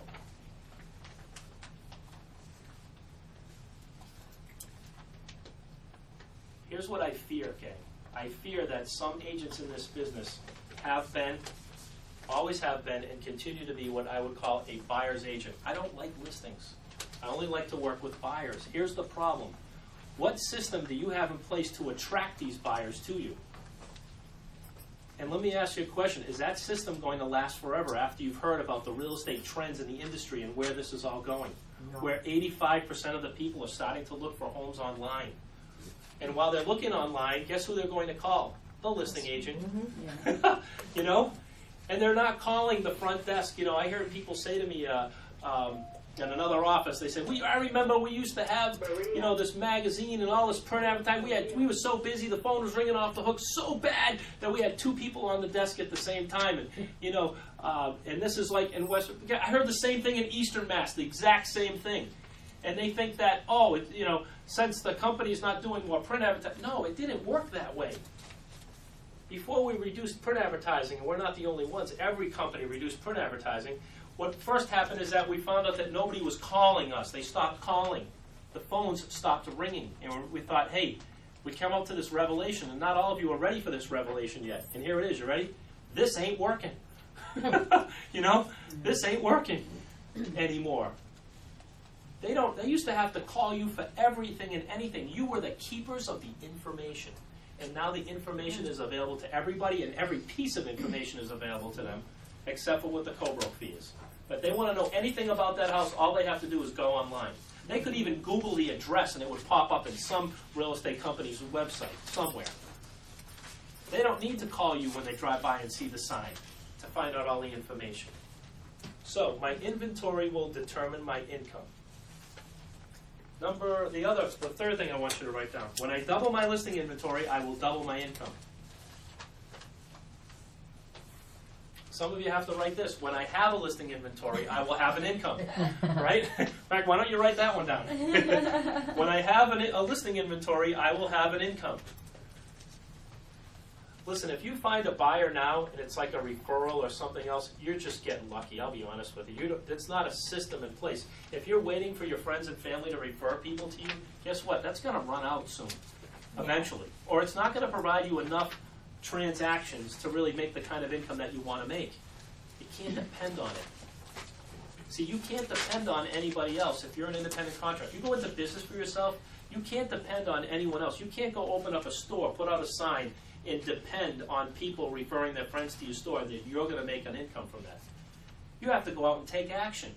You have to go out and market yourself. The best way to market yourself as a real estate agent, some people come to me and say, John, I want to put an ad in the paper, I want to advertise me.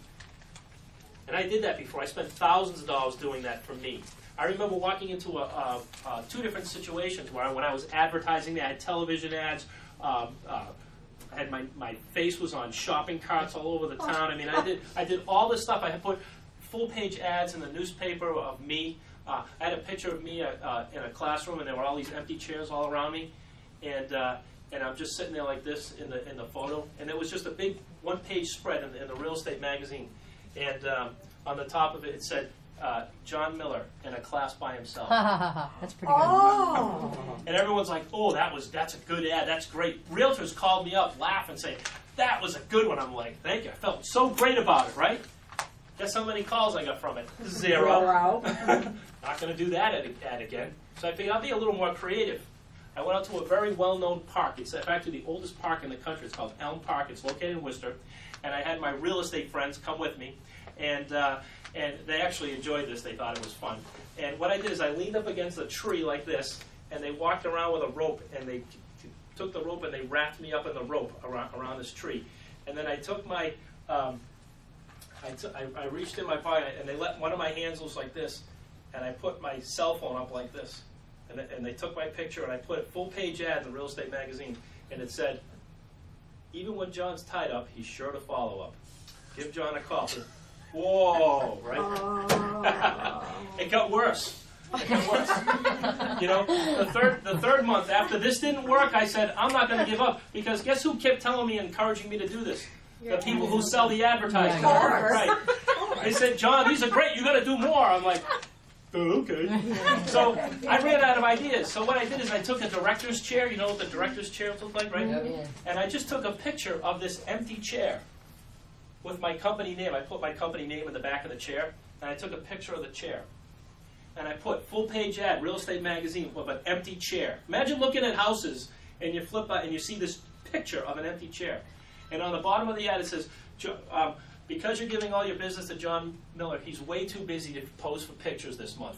Thank you for your support. Blah, blah. Oh. Guess how many people called? Zero. So when people say to me, now feel this, when people say to me, John, I want to advertise myself, go ahead, laugh.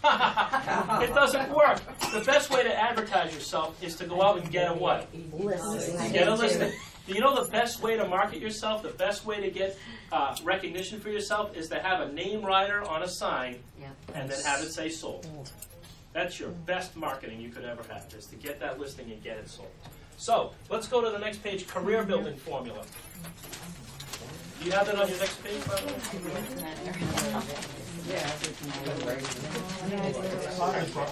All right, career building formula. Ready? Number one, build your inventory. Now, how do you build your inventory, everyone? Look up here for a second. Calls, appointments, Listings. You got it. Awesome. Next part of the career building formula. If you want to build your career or start your career. Number two, market and sell your inventory.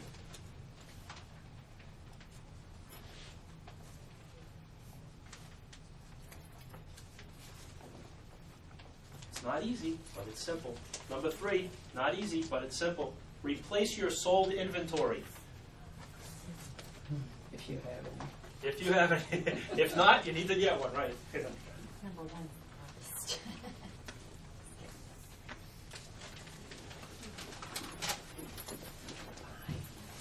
Okay, again, how many people are new to real estate? Raise your hand. Can I give you some advice? Can I? Get out. Get out of real Why estate. you can. Get out of real estate. Yeah. Here's what I mean by that, though. Let me clarify what I mean by get out of real estate. I want to go to the Board of Registration. I want to eliminate real estate licenses, and I want to replace them with listing permits. So what I'm saying is get out of the real estate industry and get into the listing industry. Get into the listing business. Get out of real estate and get into listing. If you were mine, if you worked for me, okay, We do. and you were mine, well, you don't. No. I mean, you're an independent contractor, Yeah. right? If you were my employee, here's what I would tell you to do, or you'd be fired. Go on listing appointments, and that's all I want you to do. Within 4 months, you're going to start out really crappy. You're going to have objections. You're not going to know how to handle them. You're going to have to go back to me or your manager, and you're going to have to say, you know, they asked to cut the commission. I don't know what to say. You're going to have to learn some skills. But if all you did was go on listing appointments, and that's the best way to learn these things is to just go out there and do it, right? And go to training, right? If all you did was go on listing appointments, in 4 months you would have an inventory. And then you would have an income, and then you would be able to stay in this business. You'd be able to afford to stay in this business. When people fail out of real estate, it's always because they blame everything else. Sometimes they blame the market, they blame the rates, they blame the office, they blame the company, they blame the manager, they blame advertising, they blame the internet, they blame other agents, they blame the economy, they blame the competition, blame, blame, blame. And you know, what is it? What is it that Zig Ziglar says? Look at this. Zig Ziglar says, whenever one finger's pointing out at the problem, there are always 3 more pointing at the real source. Right? Think about that. The biggest problem in real estate, gang, is that everything is optional.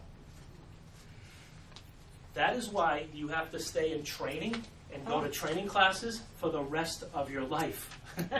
You follow me? It's an advantage and it's also a disadvantage. When I give career seminars, here's what I tell people.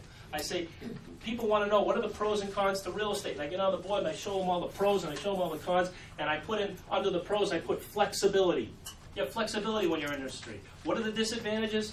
Well, it begins with FL, just like the other one is, and the end of the word ends with Xability. Yes, flexibility. That's that's a disadvantage of real estate. You have to be tremendously disciplined to come to this class and then hear this information and then go back to your Saturday morning, go through the do not call list, get a list of calls, make the appointments, and go out on listings. And make 5 listing appointments for the week. Now, it's time for some interaction. We're going to spend a few minutes doing some interaction. Now, what I want you to do is I want you to look at your notes. Look at your notes for a second and think about a question you'd like to ask the mentor group. This is called Ask Your Mentor, where what you're going to do is you're going to ask the question to the group, and whoever wants to volunteer to answer that question can answer that question. So, and then each person will, be able to ask a question. And what I'd like you to do is focus your question around these areas: the weekly success formula. Take a look at that. Your career building formula, and Saturday morning prospecting routine. So let's take a minute to do a little bit of. So who's going to ask the first question? Yes, Bill. I'm going to go back to the question I asked at the beginning. Yes. Qualify what you mean by a saleable property. Okay. I'll give you my answer. Because we're an interaction ask the mentor method, I'm going to ask you, what do you think what we mean when we say a saleable listing? Price right. Price. Price right? Great shape. Condition. In great shape, okay, yes. Not necessarily. Curb appeal. Location. Curb, yep. I think the seller has to be motivated. Seller's motivated, yes, yep. And by the way, these are all the things that I would say to answer. They are answering your question. What else? Location, actually. Saleable listing, location.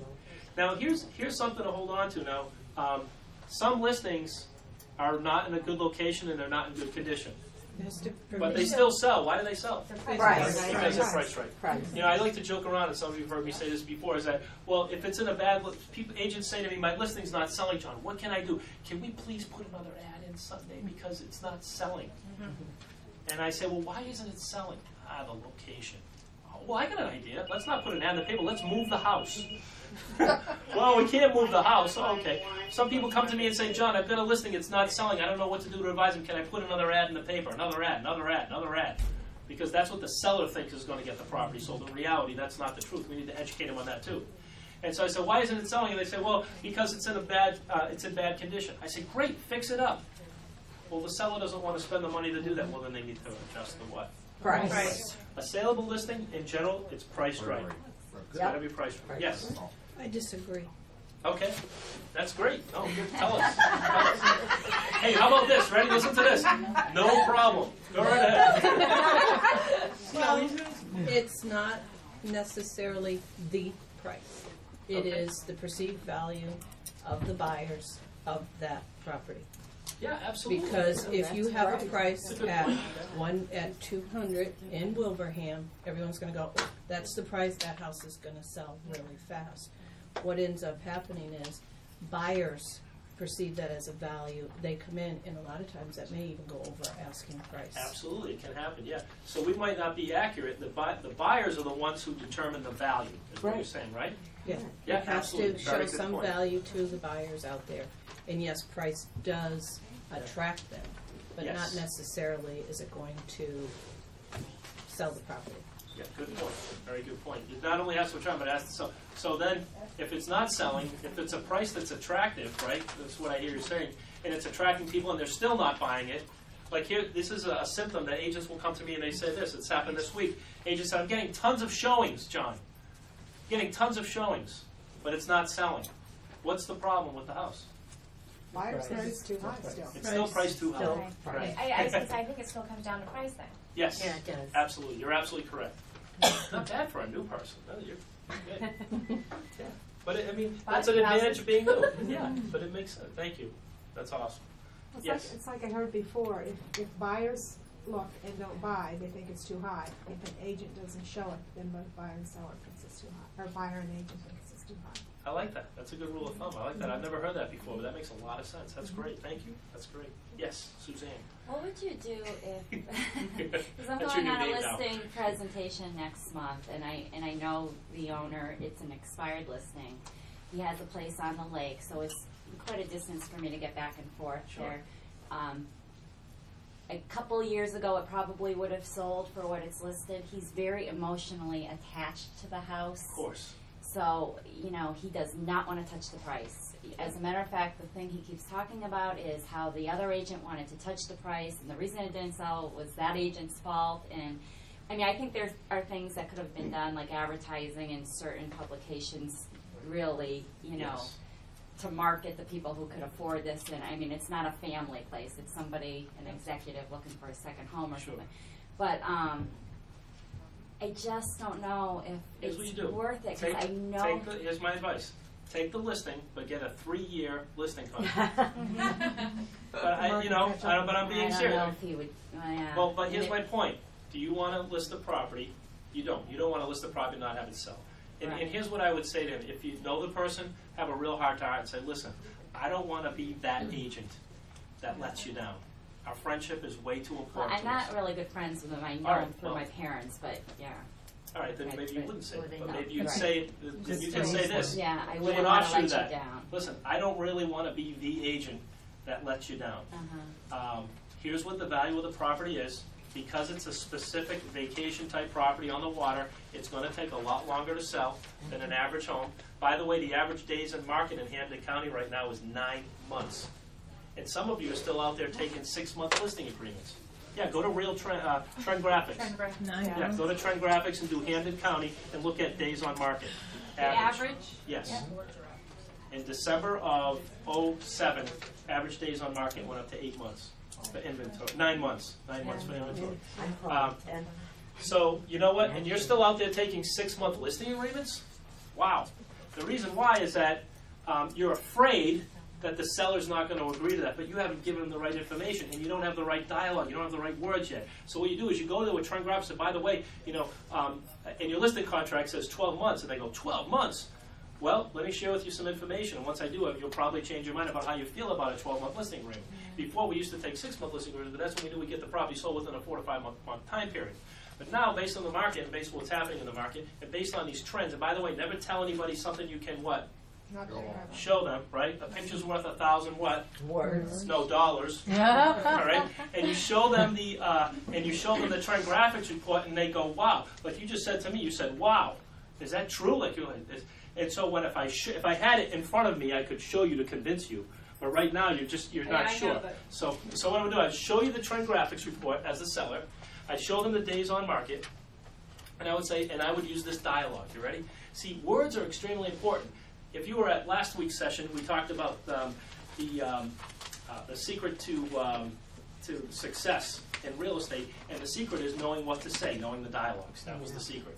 And so I would use the cross the desert dialogue, and I would say something like this to sell. If it takes 9 months to get an average property sold in this marketplace, and that's if depending on where you want to price it. If you price it a little higher than the market analysis says, it could take 18 to 24 months to get the property sold. And essentially, by you asking me to take a 6-month listing agreement, what you're asking me to do is you're asking me to get in a Jeep and go across the desert. And you know that it's going to take a full tank of gas to cross the desert. And you only want to give me a half a tank? I don't want to get in the car and head out into that journey if I know I'm going to end up stranded in the middle of the desert. And that's what you're going to do to me with a 6-month listing agreement. Let me ask you this. Give me the fuel that I need to get across the desert, a 12-month listing agreement, and I'll get your home sold for you.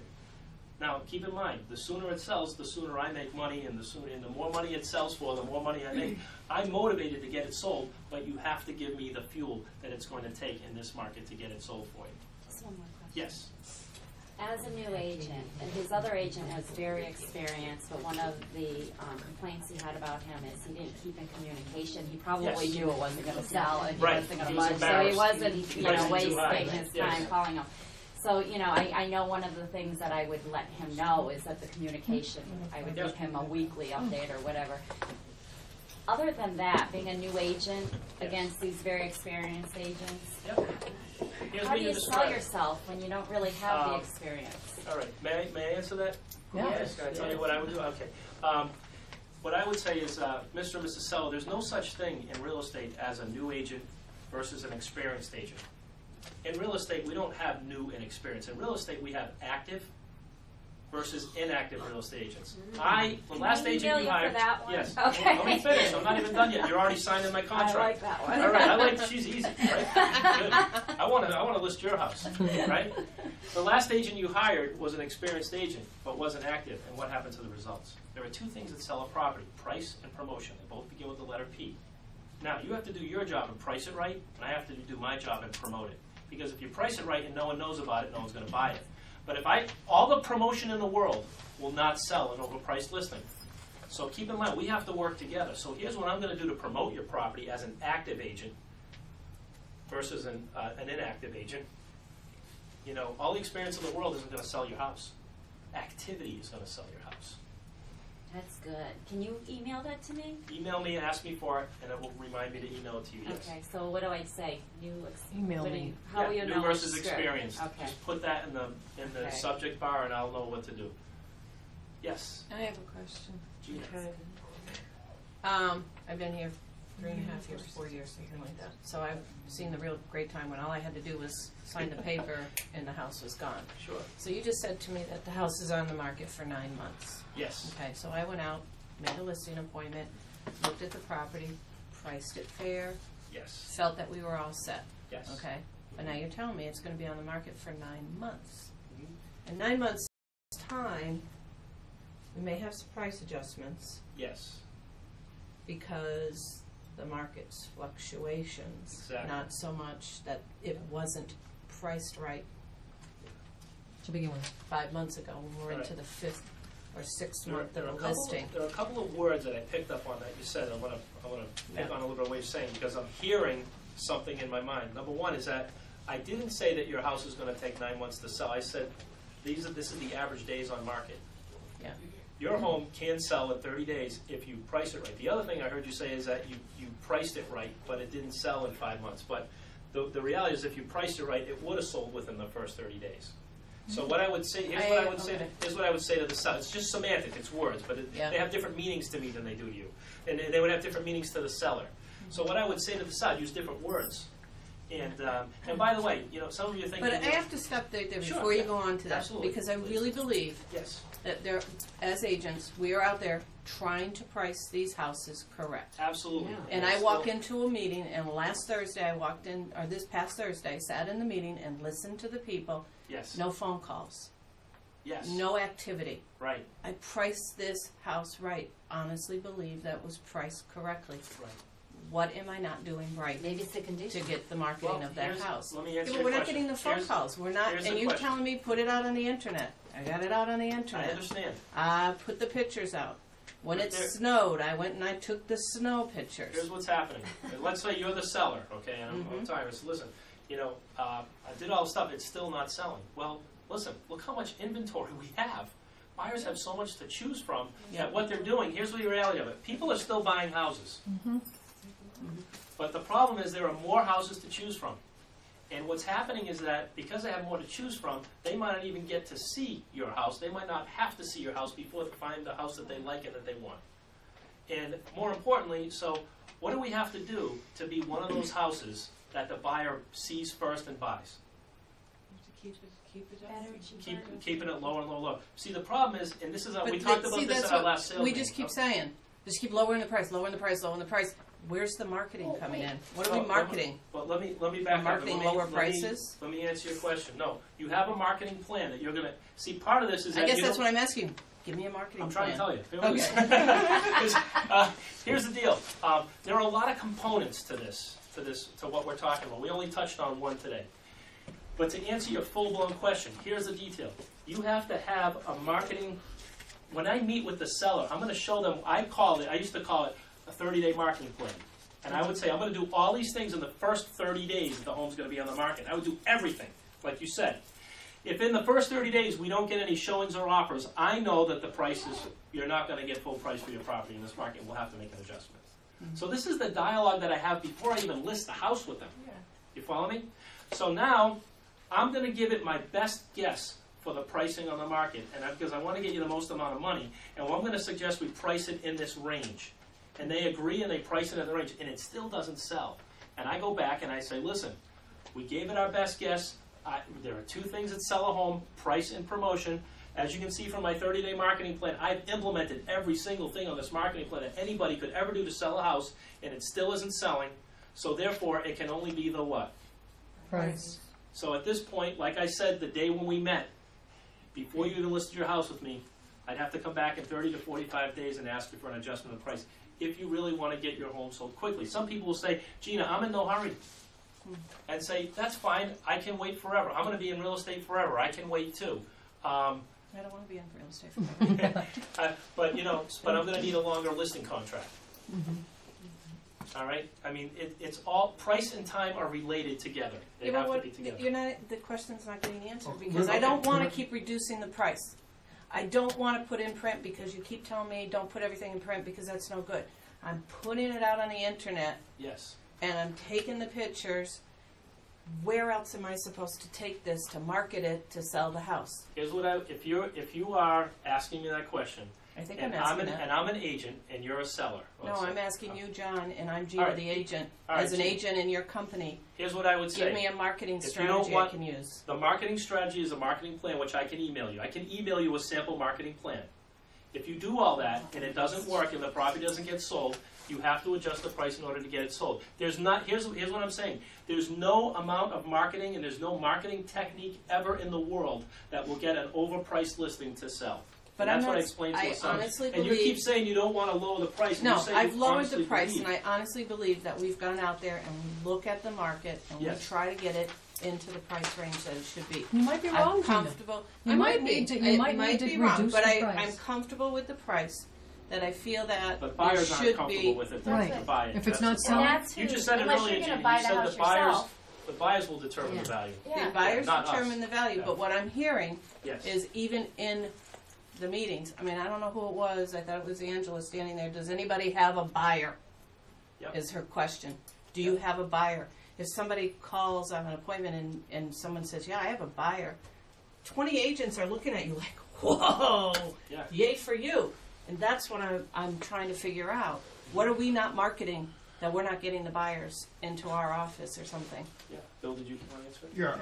Yeah, I just wanted to say to you that I had a similar problem. I have a house that I think I priced appropriately. There's a little room, but I think it's pretty much on the money. And I wasn't getting any showings on the property. And what I did was I bit the bullet a little bit and paid the money to Realtor.com to get an enhanced listing and Yeah. move it up above where the bottom And you was. started getting calls. I You got have to calls. get that I enhanced started to listing get the on calls yeah. to get it. You And, can't and not now I'm going have to it. back it up and say that's what Coldwell Well, I had Banker's that. doing with theirs is they have every agent Yes. gets enhanced, has Realtor.com with enhanced listings. I had that and had a listing that finally sold in December, and it was on for Right. over 9 months. You're paid. You know, the past 9 months. It was a year-long meadow, and it was, you know, I wanted to hear it ranch. come out because I had that's the when I was enhanced at the sell. other company. People Well, I'm just saying, the only difference that I did was move it from the regular down below Okay. Right. Yeah. and But got it up on but top. I did that, and I was still It does more than that. waiting. Look at me open house. It does more than She that. did the advanced, and listen, there are people at Coldwell Banker who still, look at Coldwell Banker, look at how many expired listings are coming out of that company. Right, I mean, yeah. look at the expired. Yeah, So I mean, just it's- because the we're in a advanced period- isn't gonna sell it. And sometimes, as I said to an agent last week in this office, I said, listen, maybe it is priced right, but maybe it's just gonna take the 9 months to get it sold. Yeah. And if the seller comes back to me and complains, I need to sell it now, I said, well, then you need to lower the price. And they said, well, I don't want to lower the price. I said, then you're going to have to wait some more time. If they come back to me and say, I need you to do another print ad, I said, look, that isn't what's going to sell the property. We'll still print advertise it. We're not getting away from it, but I'm just saying that I need to manage the expectations of the seller to let them know there are two things that sell the property. I'm proving to you that I'm doing everything. I did the enhanced listing. I did all this stuff. And it's still not selling, so it's not my fault. Don't blame it on me if it's not selling. It's the buyers are telling us that the value is not there. If it was, you'd be one of those homes that gets scooped up in 30 days. I did 2 price reductions and immediately got good activity. Yep. Below what I thought it was these houses were worth. Now here's, Deb, thank you very much for saying that, but here's what's happening. We brought this up at our first sales meeting in January we had in this office, and the point was this. We looked at the market statistics and we determined that what's happening now, if prices are going down, right? Well, watch this. If prices are going down like this, right? And let's say we look at, January, February, March, April, May, okay? And we're in January now, right? And we do a market analysis on a property. We pull out comps. Where do we get those comps from?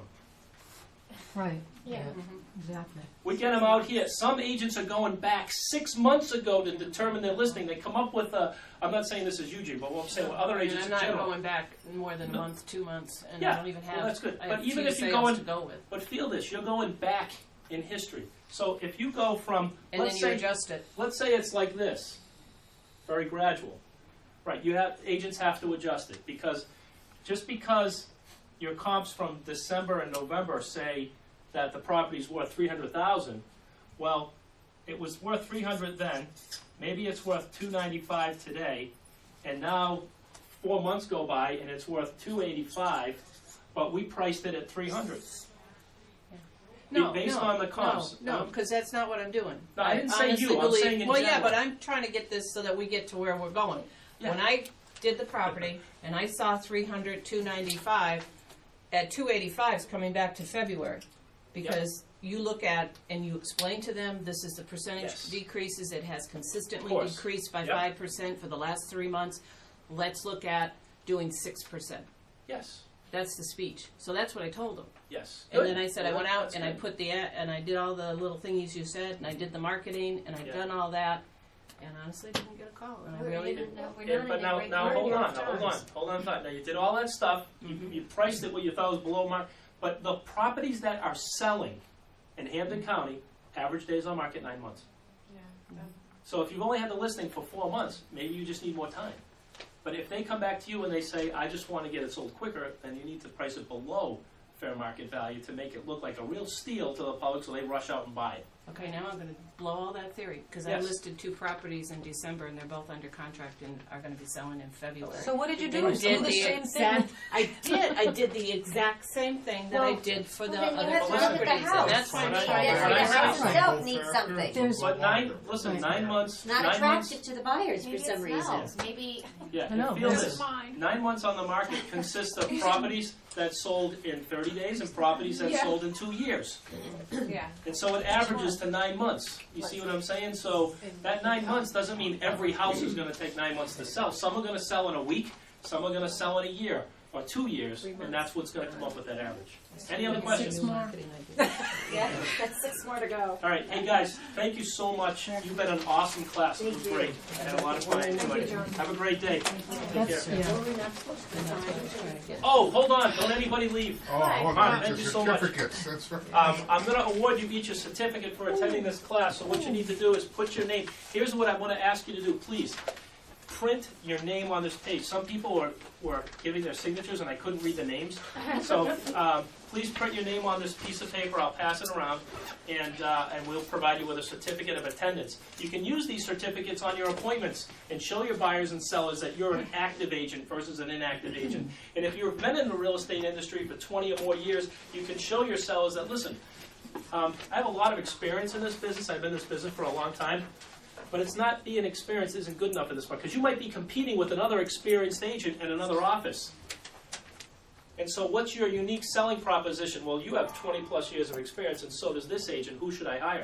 Well, if you're running into that situation, you should hire the one that's actively involved in learning about what's going on in today's market, in today's marketplace, that can effectively get your home sold. Being experienced isn't good enough in today's market. You have to be experienced, and you have to be active, and you have to keep yourself sharp. Hey, I've got an accountant that's been in the accountant for 30 years, but hasn't been to an accounting seminar and hasn't been updated on the laws of accounting in 5 years. Am I going to be in trouble? Yeah. Absolutely, right? And use that analogy if you're an experienced agent and show them your certificate and say, here's what I'm doing. Here are the things that I'm learning about to help improve my skills in today's market. And listen, sellers will eat right out of your hands when they see that. They love that. They love to see that. Because they know they have to do that in their job too, and in their industries, and what they're doing and how they're doing it. I recommend you change accountant, that's all. Absolutely, right? Thank you. I can get a referral from you. Listen, I want to ask, when you say you put your a certificate or whatever you want, in a book at Ravis, wherever, they gave us a book, which was very nice. It said Ravis on top. It was you just put them in, and it was like plastic things, and you slid them in all these plastic. So then when you went to your presentation, but now I left it. I gave the book back to another girl so she could have 2 books. That's a great idea. So why don't we put them in to Well, personally, if you have a listing presentation, what I used to do as an agent, I would have a listing presentation book that had those pages in it, and all I would do is every time I went to a seminar, I would add another plastic sheet and another page in. So just to get any kind of book that opens up like that, what do you call those in English? Like a listing presentation book, a free binder Yes, notebook, yes. free binder, Yep. yes. I would typically add it to my existing listing presentation than having a separate book, but I like the idea of having a separate book, so it makes a bigger deal out of it. Absolutely. What he's saying is he's not gonna buy it though. I would. If you wanted one, I'd get you one. I'm not going to get one for everyone in the office because not everyone would use it. Yeah. But if someone came to me and they said, I'd like one of those, I'd buy it for you, sure. We'll go over to Staples right now. We'll get it. Let's go. And they told Get some lunch on the way. us to take the book and go and drop it at somebody's house and say, keep that. Oh, right. But I'm going to come for my listing. Just and the time to binder? look over my She was saying books that and my Ray just had blah, one blah, that blah. had her name on it, Pen too? and Yes. for the company. I like that a lot. It's just the binder Thank you, itself, John. though, Yeah. Thank something you. else. Thanks. Have a You great put day. the stuff in. I John. I want it John, pre-filled. would you recommend I just signed Angela and John, Barbara's John. name. would you Can make recommend sure just Angela's going back by spelling 2 is months right? when you do the market analysis? Here's the problem with going back with Thank 2 months. Because we have such inactivity in our marketplace, is that you might not find any comps if you only go back 2 months. But if you go back 2 months, and then they're still on The the price higher is too high. price. Yeah. So what you need to do is you need to look at the trends of what's going on in that town and how prices have at what you can get from trend graphics. She doesn't go by that. And then what you do is you go through and you You go into trade graphics and you make the adjustments of the percentage based on your market analysis. There you go. It's a little math involved, and even when you do all that, it's still an estimate. Even appraisers, when they do an appraisal on a property, it's an estimate.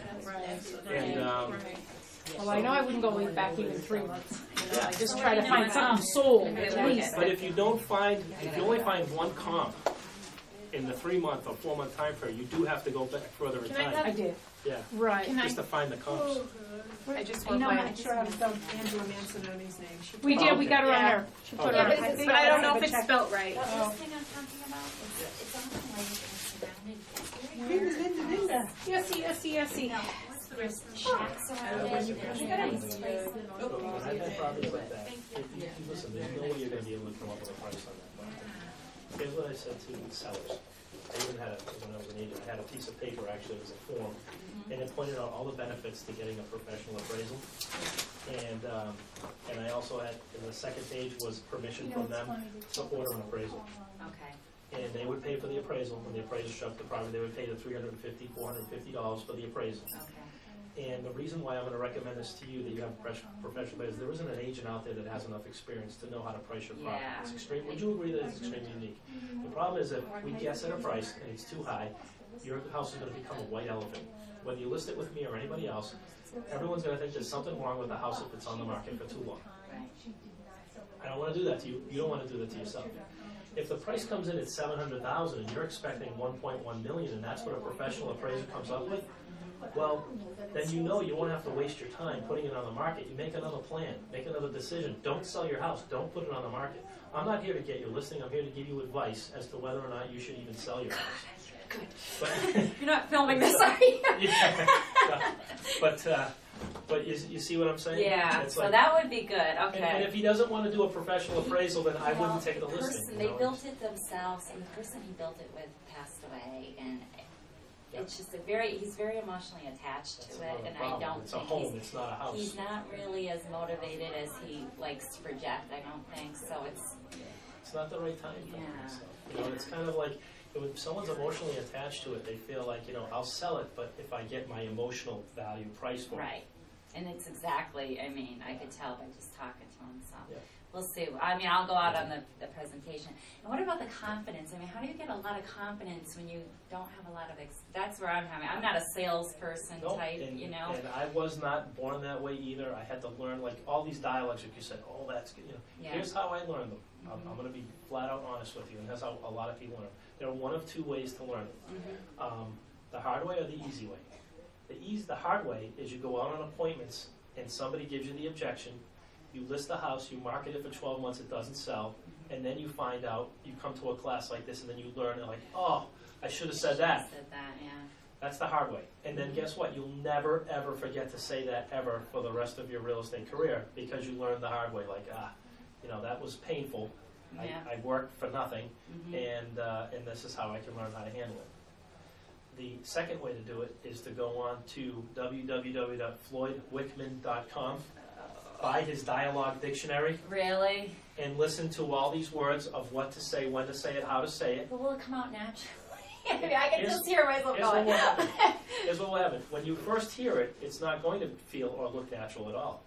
But if you listen to them enough, like, I'll give you an example. Like, in the last class I gave, I said to everybody, listen, help me out with this. I said, I started singing this song, and I told them to finish it. I said, happy, and everyone goes, birthday to. I said, how did you know all those words? Well, we sang it a lot. How did you make it sound like you, though? How did you make it sound like it's not canned or like a canned presentation? Well, we just, from practicing a lot. I said, okay, well, that's your answer. So just practice. Practice the dialogues, and they will sound like you. Like if in a dialogue they say, listen, folks, this is what I want to tell you. If you don't use the word folks, you're not going to use it in real life, but you'll have the gist of it. Like the dialogues I gave you, they weren't verbatim as to how I learned them. I made them sound like me because I just knew them. I know them. I practiced them long, and I learned some the hard way, some the easy way. www.floydwickman,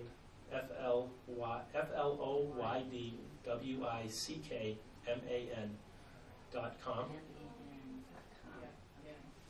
and go to and look for the product Dialogue Dictionary and buy it. If you If there's only one thing you could buy in real estate to invest in your mind, it would be that. And then Because you you know, just the only thing study standing it. in your way, the secret of success in real estate is knowing what to say, knowing the dialogue, knowing the words. That's Okay. the secret. All right. You know, and you can be a brand new agent in the business, and because you know the words, you could destroy experienced agents, because just because they're experienced, they don't know what to say. Yeah. And if they don't know what to say, then they're not going to get the listing from you. And I gave you a few great ones today you can take away, you can use, and you know, Okay. it's all good stuff. But the dialogue dictionary is what you want to invest in. That'll be. Okay, great. that'll Thank be you. You're welcome. Good luck. Thanks.